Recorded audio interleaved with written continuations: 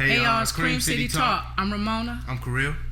And today's podcast, we're going to talk about three subjects: the city of Milwaukee, the Bucks, and hip hop. Yeah. So when we were trying to figure out the topic of the show, I was thinking of like different nicknames that the city has, and of course, Cream City is one of our nicknames. But do you know where Cream City came from? No, I don't. Okay. Well, back in the mid-1800s, there were two brothers. They were the Burnham brothers, and Burnham is actually the name of one of our streets. And they had a factory where they made brick, and the cream color became so popular that it was the most popular color brick that was ordered by different factories, not only in the United States, but worldwide. So that's where Cream City comes from. So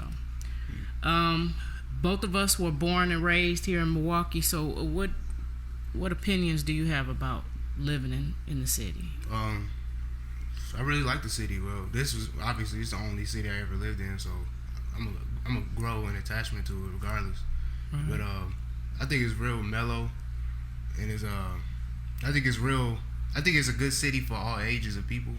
Like in some places, like for example Vegas, is really like an adult type city. Right. But Milwaukee is really like a city I feel like that everybody of all ages can like and adapt to. So I like it a lot.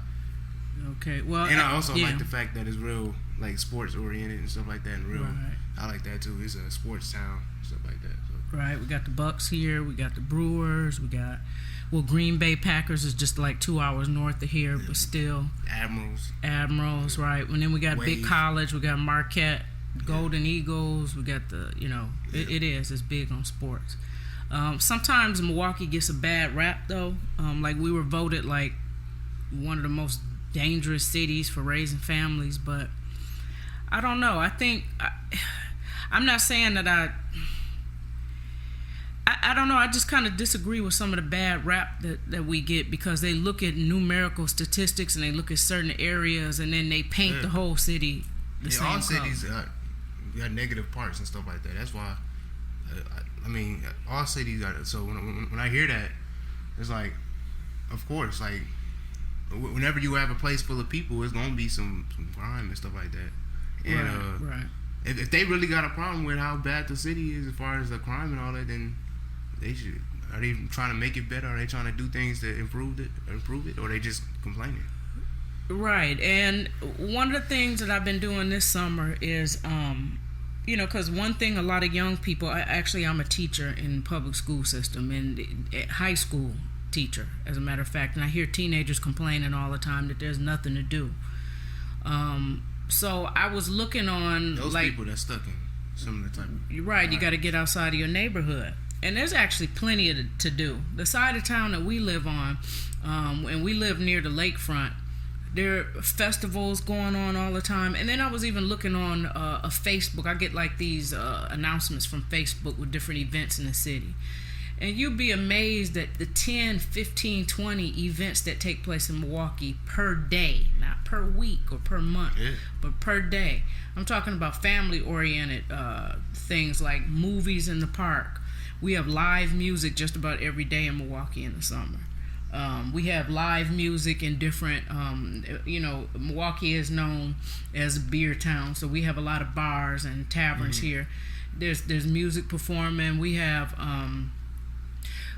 it's all kinds of stuff going on. So you got beaches and all that. Like, even though that's only during the summer, right? Stuff like that. But you still got plenty of cities that people consider one of the top cities, and even got beaches. But we got a beach. One of the major lakes is here, Lake Michigan. Exactly.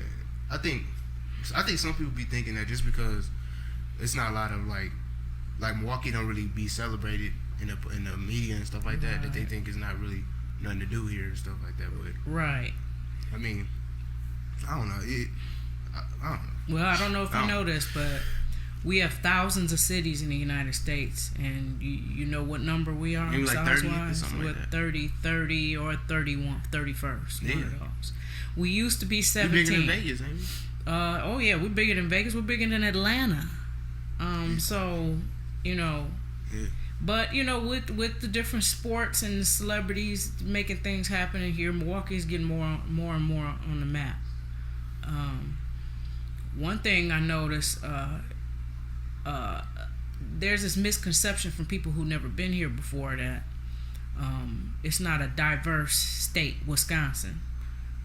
Particularly Milwaukee. Ain't that one of the negative things they say? The segregation. It's segregation, but you know what? Segregated if there ain't a lot of different people. That's true. And even that can be a misunderstanding because segregation, from what I read and I believe is true, happens mostly in the suburbs, you know, and that's because of the income gap. Not too many people of color in Milwaukee can afford to live in the big houses in the suburbs. But like most other cities, like people LA. tend to live with the people that you're comfortable with. If you're African American, a lot of African Americans live together. A lot of Latinos live together, Asians. So, and in fact, Milwaukee has 40% African Americans. So it's a lot of people of color. We have 40% African Americans. I believe we have like 18% Latinos, and we have like 3% Asians. So, you know, almost 75% of our city is of color. So, yeah, it's a nice city. Those of you who've never been here before, or only been here once or twice, you should come and check it out.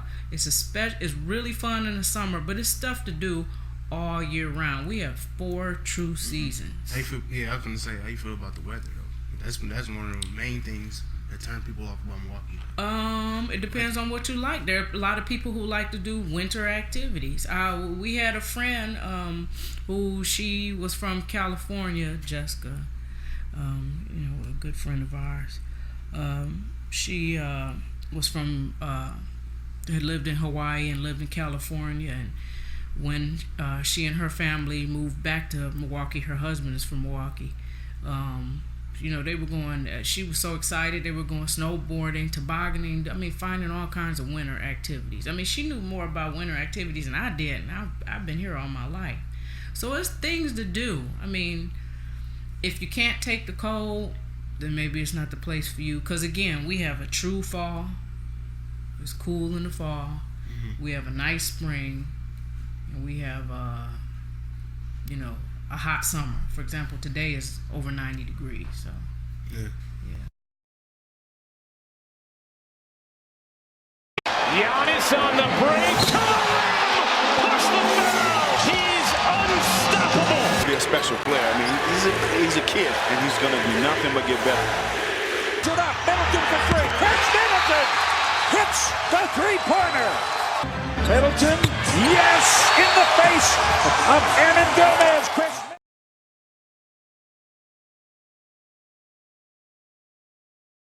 Okay, next we're going to talk about the Bucks.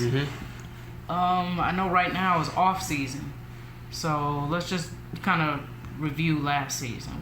How do you think the Bucks did last season? Bucks did great. Number 1 seed in the East. We had an MVP. We had a Coach of the Year. We had Chris Middleton was an All-Star for the first time. Right.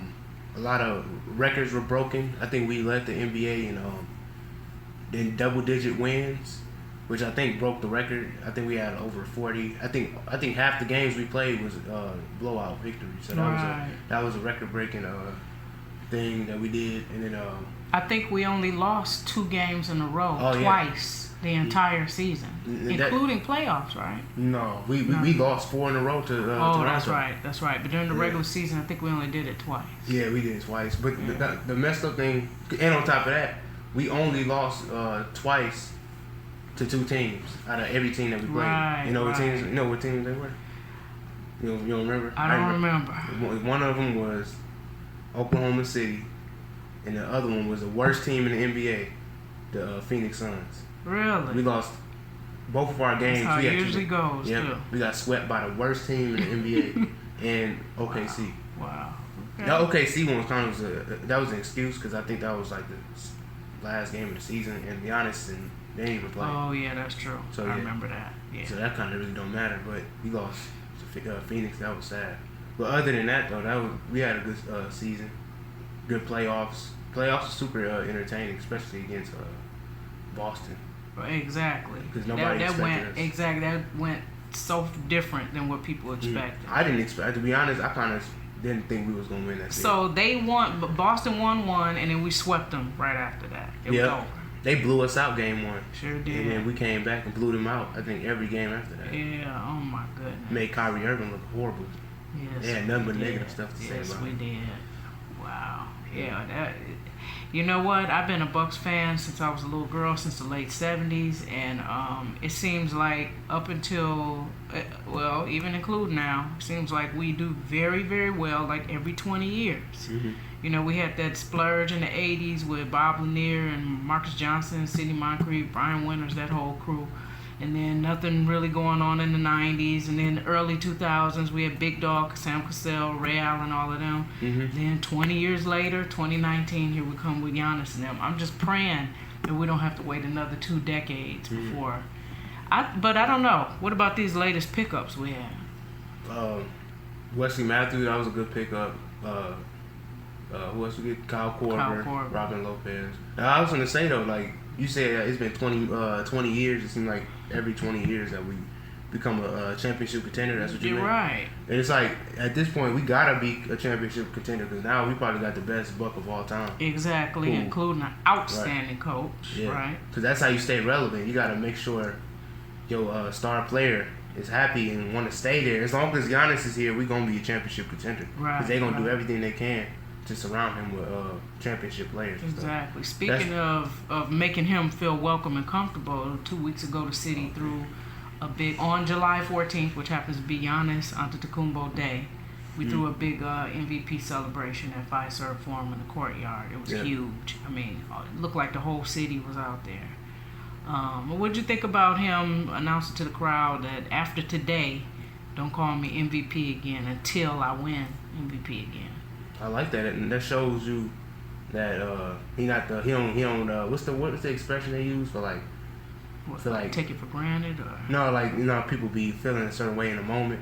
oh right, Like that's like he like, yeah, like I'm MVP now, but I want to, like, he even said himself. He said he was 60% in as far as like his potential. So he still got 40 Wow. more. So, and I watched a video earlier. Like you said, how you feel about the additions. One of our additions is Kyle Korver, and I was seeing a video of him shooting around with Giannis, and that's the best player that you want to practice with as far as a jump shot. So okay, yeah, even though, so he like, I want MVP, but like I ain't know. I got a lot to do. Because anything, you can win something one time, but can you keep doing it? That's why Kobe. You don't want it to look like a fluke, right? Yeah. And get caught up in the moment. Yeah, I agree with that. Mm-hmm. I mean, he is a hard worker, he's humble, he's not too cocky, confident but not cocky. Yeah. Yeah, and then part of laying out the carpet for him, what do you think about the pickup of his brother?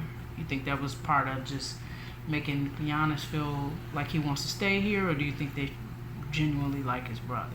I think it's both. Like overall, I think most of it was them trying to use that as like a chess move to keep Giannis here. Mm-hmm. But I do think because Budenholzer got a good eye for talent. He good at finding players that people don't really care about. Because like Pat Connaughton, I didn't know who Pat Connaughton was when we picked him up. Well, I mean, I know who he was, but he wasn't really known. Mm-hmm. Like, I just know who he was because I was just like in sports like that. I pay attention to a lot of sports and stuff, not just the Bucks. But when he picked him up, we gave him a 2-year deal, and I was surprised because like I thought that he was like decent. I thought he needed like help. Like D-League would be his thing first, and then NBA. But he picked him up, gave him a straight up 2-year deal, and he looked like a starter. Yes, he did. And he was fantastic. Yeah, so I guess like a piece of signing Thanasis, his brother, was a chess move to try to keep Giannis here. But I do think that they feel like he got a lot of talent because I seen his highlights, and he remind me of Giannis a little bit. Yeah, I agree. Like, just ain't got the like he can. His main thing is defense and just athleticism. Right. Big athleticism. Yeah. That's the biggest thing I noticed about his highlights. And the two things that he needs to work on the most is shooting and dribbling. And that's something that you can learn in like 2 years. Okay. So if he learn to do that, then he might replace Middleton. Even though they gave him this contract, that could be a chess move. They can be like, we gonna sign Middleton, and then like if the Naces do good, we gonna replace him with Middleton, and we can trade Middleton for a whole bunch of good players. Yeah. Because his contract's so big, Right. you can trade Middleton and get like 3 players in it. That's true. So it could be a chess move. That is true. Yeah, I see big things for the Bucks next year. I mean, that's not the only brother-to-brother pickup we have. Oh, Robin Lopez. Robin Lopez was a good pickup. We need a bully. He kind of a bully. He kind of old school. He a back to the basket type player. Good mid range jump shooter. Can play defense. He get mad fast. I like that. He don't let nobody push him around. Like one of the most scary. A lot of players are scared of Serge Ibaka. He got in a big fight with him. If you were a huge basketball fan, you probably remember the fight he got into with Serge Ibaka. But they was throwing punches at each other like for real like. No, I'm gonna have to boxing. go back and check out the highlights on that one. Serge Ibaka, one of the most feared. I feel like one of the most feared NBA players. Yeah. And he Robin didn't ain't care. intimidated at all. So we Yeah, I need like that. We need it. We need players that can intimidate other people. Yeah. So that's why I like him. Yeah. And Wesley Matthews is a good pickup Yeah. because he first Who of all is he's from here. Yeah. Right. So and he's supposed to be Brogdon's replacement. I think even I saw an article. I think even Budenholzer said he don't really expect Wesley Matthews to be that perfect of a replacement of Brogdon, but he expect him to be more vocal. Like he's more of a leader, Okay. and he's tough. Like he kind of like Robin Lopez, but a smaller version. Okay. Super tough and stuff like that. So Yeah, I was a little upset to see Brogdon go, but you know, you got to do what you got to do. I mean, I'm pretty sure Brogdon's injury this year probably played a part in him having to go, but yeah. But then again, remember they gave Bledsoe that contract during the season, Oh, so they that's might have true. thought about that that's once. true. That was money. Yeah. Yeah. Was it $70 million? Yep, 5. I think it was a 5-year, $70 million. Mm-hmm. Yeah, something like that. Yeah, I think our chances we're gonna look fantastic next year. Yeah, we seem more balanced than we was last season. Like I ain't gonna lie, like last season we had a lot of talent, but it didn't really seem like it was. I was surprised it meshed as well as it did. But this season we seem a lot more balanced. Like the people that we just picked up seemed like they would fit more in the system. Yeah. Because we had a lot of players that was like not isolation players, but they were players that you really didn't need to they didn't need to like put them in the right spot and stuff like that. They can score. Oh, okay. And it's like this season, like you can tell, I feel like Budenholzer are going to try to be more of a ball movement team. Because Okay. Wesley Matthews he good. He can score on his own a little bit, but he better off the ball. Okay. Kyle Korver, one of the best off the ball, and then Robin Lopez is a good role player. So Okay. and so these are championship moves. So getting these 3 players, these are championship players. So This is probably the best chance we have with these players, so we got to take advantage of it. All right, that's a recap of the Bucks.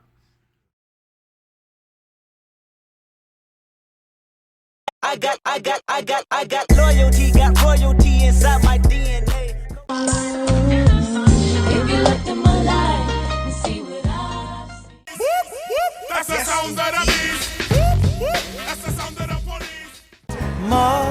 Mother, there's too many. It's a very divine experience, so keep your hands high if you feeling this. This is for my tribe, feeling limited. I'm a piece of God and way more than just a citizen. Military mind, so they call me very militant. All right, this next section is music. Yep. All right, so you yourself are in a music group. yeah, What's the name of the group? diverse selection, Div Cell for short. All right. Yeah. I'm not just saying this because we're related, but Div Cell, very talented group.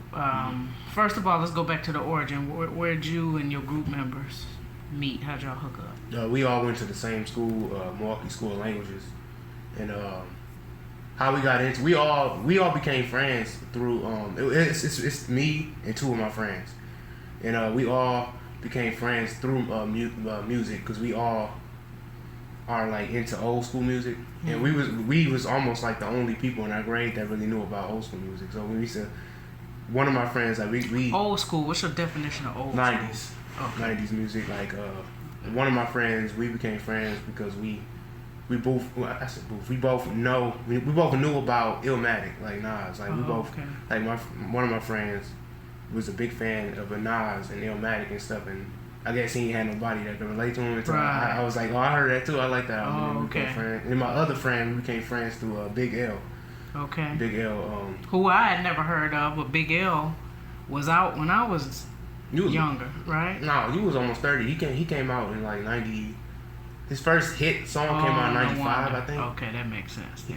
Yeah, he died in 98. I think I took a break from rap during those years. Yeah. Yeah, that was the best years. Was it? To me, it was like I feel like the music sounded better between 95 and 90. I'd say 93 and 98. Rap or R&B or both? Rap. Oh, okay. Rap. R&B wise, I think I say the mid. I say like 1990 to 95 R&B.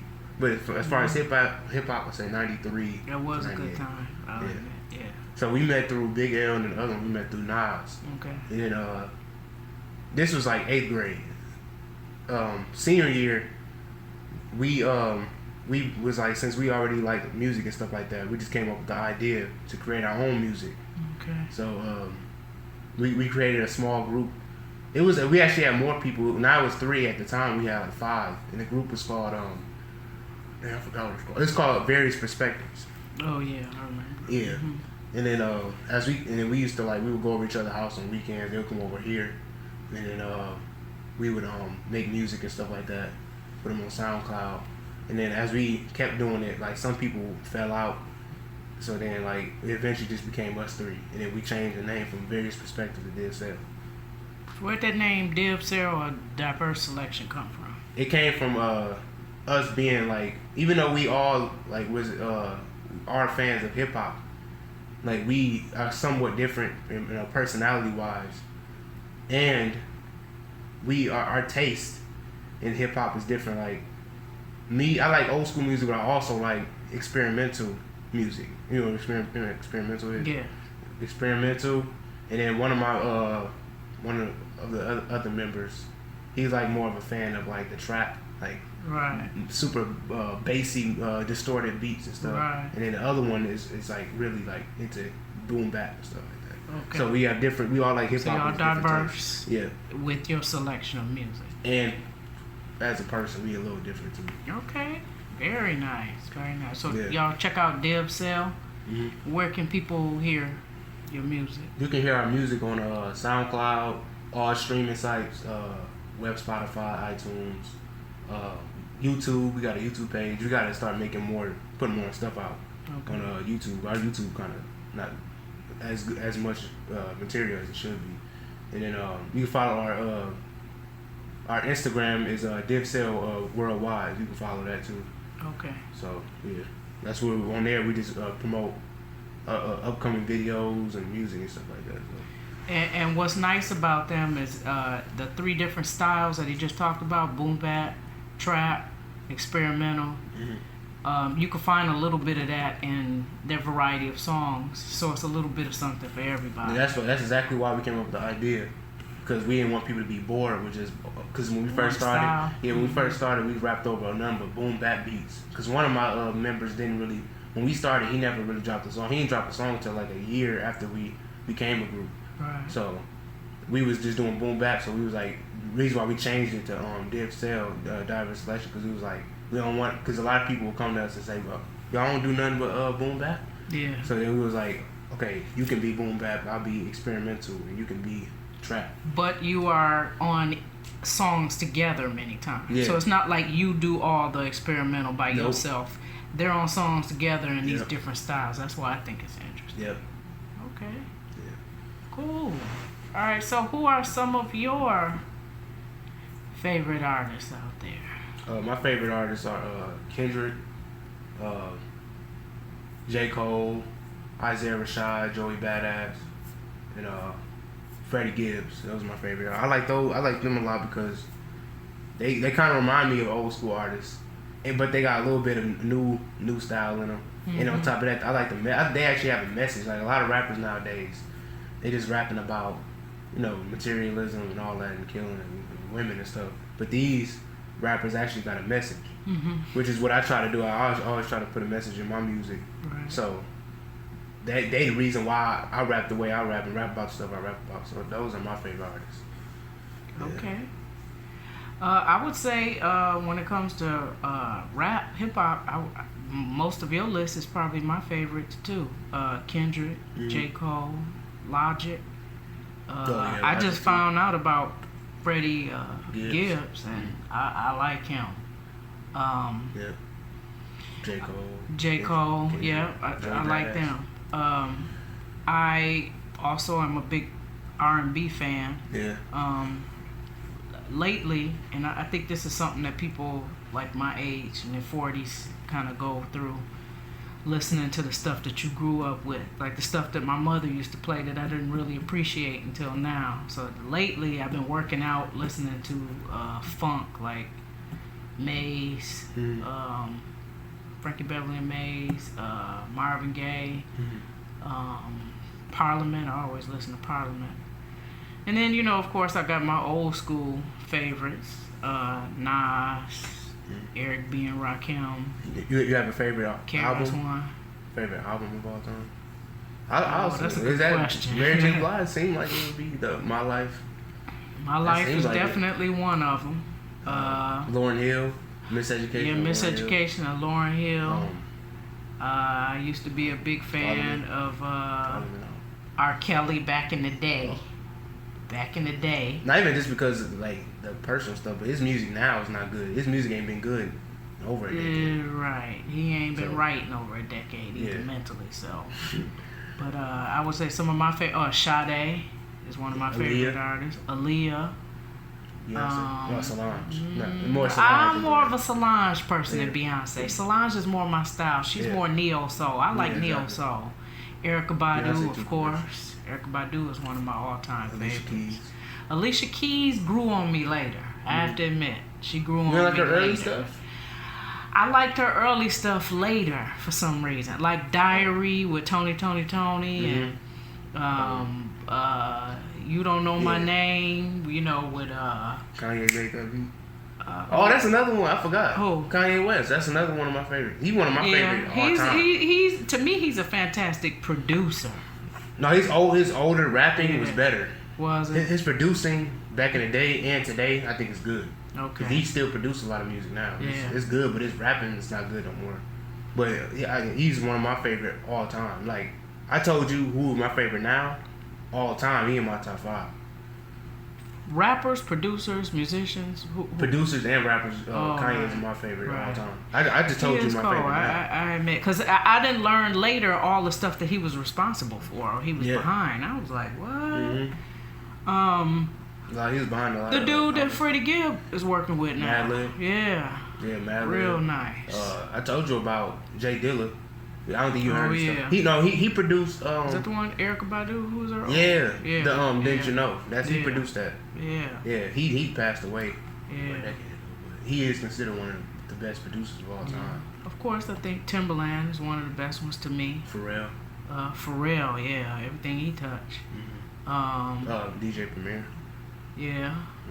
R. Kelly was considered a producer, right? Because he wrote a lot of stuff for other people, for Maxwell, Ronald Isley, Michael Jackson. Yeah. He behind a lot of stuff. So, you know, I don't have like of course my favorite genre of music is R&B, neo-soul, but I like everything. I don't care if it's country, rock.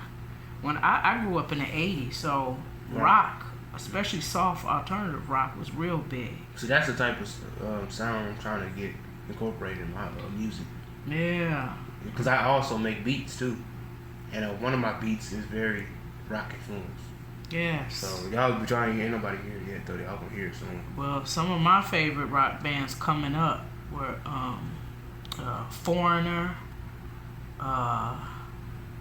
a lot of the English rock bands from Britain, real good. But I like Foreigner, Thompson Twins. I don't know if they were considered rock.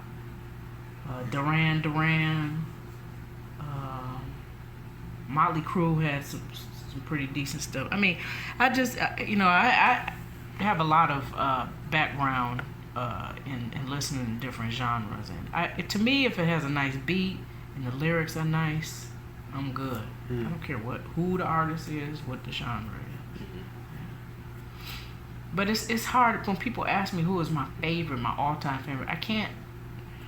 It's hard to. I could probably give you a top 10, but then an hour later I'll think about it and I'll be like, I forgot so and so. So it's hard. Who music you enjoy the most? Ooh, see, I'm one of those type of people where I listen to a certain set for a while and I listen to it to death and then I move on to something else. Right now, who I'm really enjoying the most right now is Frankie Beverly and Maze. For some reason, I listen to a lot of their stuff right now. I was going through a Sade phase, but that's all I pretty much listen to. I was going through a Mary J. Blige. I go through phases. Mm-hmm. So what's the phase today? Probably Frankie Beverly and Maze. Yeah. Remembering a bunch of stuff I forgot about. Yeah. But if you are, I don't know if you, when you talk about making beats, if you're talking about making original beats or just if you want to hear like old samples, you should listen to some like old 80s rock. It's some good stuff in there. Mm-hmm. Yeah. That's usually what I do. I'll get ideas from actual beats that are out there, like that's from songs that's real popular and stuff like that. Yeah, Van Halen. That was probably one of my favorite rock. That was my favorite. If you ask me what my favorite rock group was, I would say Van Halen, because they was real animated and real. It was just real cool, and their music was real cool too, and it was very crossover. As any black person, like the song "Jump." Back then, you start singing it, everybody knew that song. I don't care who you were back then. Yeah, check out Van Halen. They got some good stuff. Okay. Yeah. All right. Well, we would like to thank you for joining in our first podcast. This is our very first one. We welcome any comments, suggestions, anything that you have to say to help us improve. And we'll be with you again soon for some new topics. So this is Cream City Talk, and we're out.